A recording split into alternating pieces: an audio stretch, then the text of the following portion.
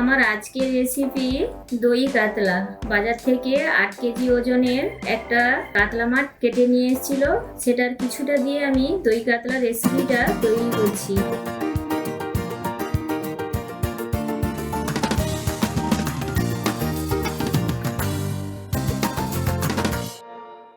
দেখে নেওয়া যাক কিভাবে আমি তৈরি করছি।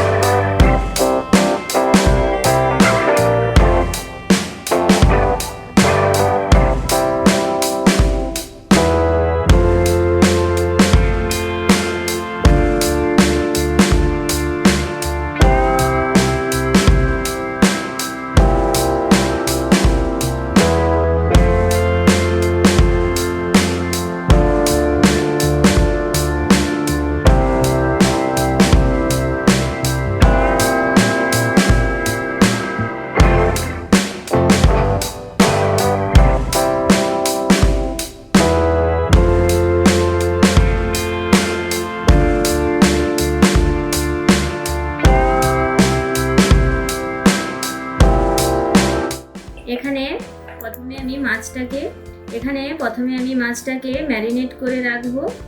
কিছুটা আদা বাটা দিয়ে দিচ্ছি, সামান্য পরিমাণ হলুদ গুঁড়ো, যেহেতু আগে থেকে হলুদটা মাছের মাখিয়ে রেখেছিলাম তার জন্য অল্প পরিমাণেই দিচ্ছি।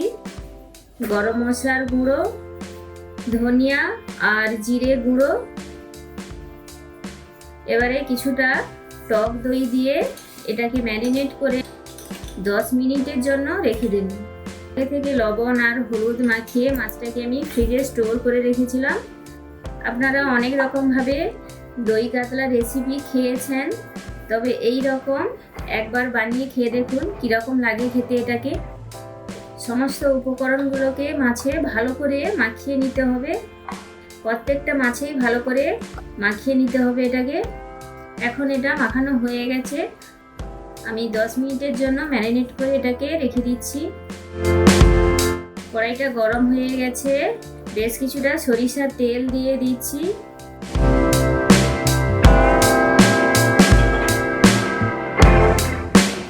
তেলটা গরম হয়ে গেলে দুটো তেজপাতা কেটে দিয়ে দিচ্ছি। তেজপাতাটাকে সামান্য ভাজা ভাজা করে নিচ্ছি।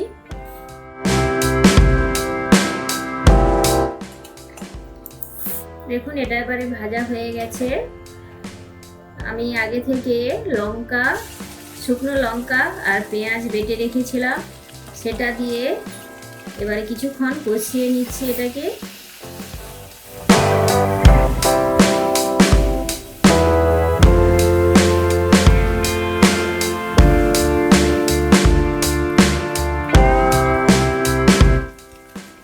এবার অল্প পরিমাণ হলুদ গুঁড়ো দিয়ে দিচ্ছি।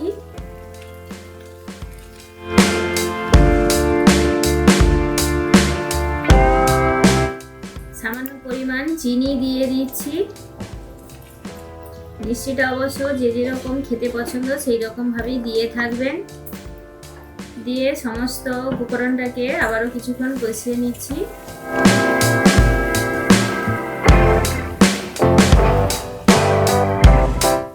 পরিমাণ মতো লবণ দিয়ে দিচ্ছি।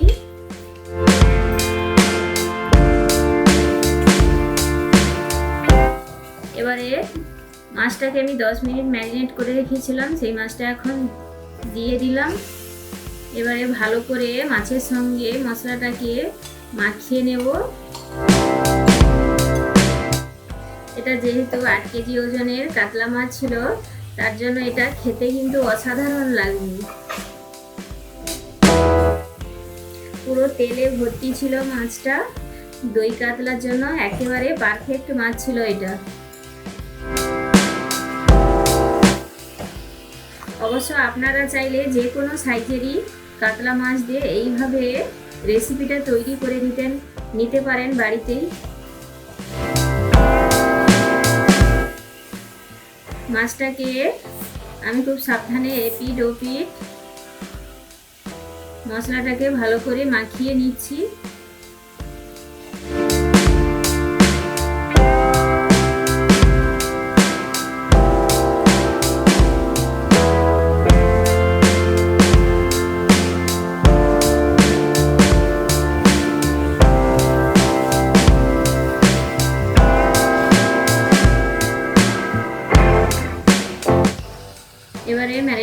রেখেছিলাম যেই বাটিতে, সেটা ধুয়ে অল্প পরিমাণে জল দিয়ে দিলাম।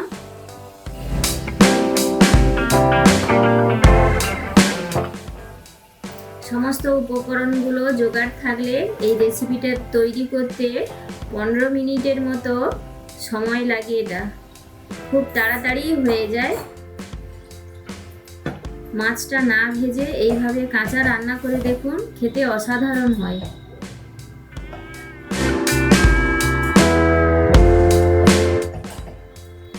আমি মাছগুলোকে ঢাকনা দেওয়ার আগে আবারও এদিক ওদিক একটু নেড়ে দিয়েছি।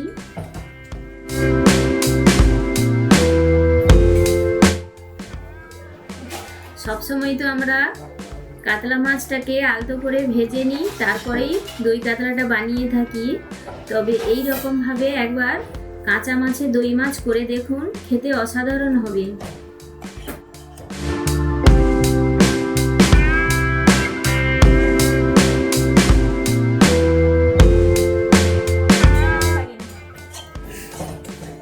দেখুন, এটা একেবারে তৈরি হয়ে গেছে। সবাই ভালো থাকবেন, সুস্থ থাকবেন, আর নতুন নতুন রেসিপি নিয়ে আমি আবারও হাজির হব।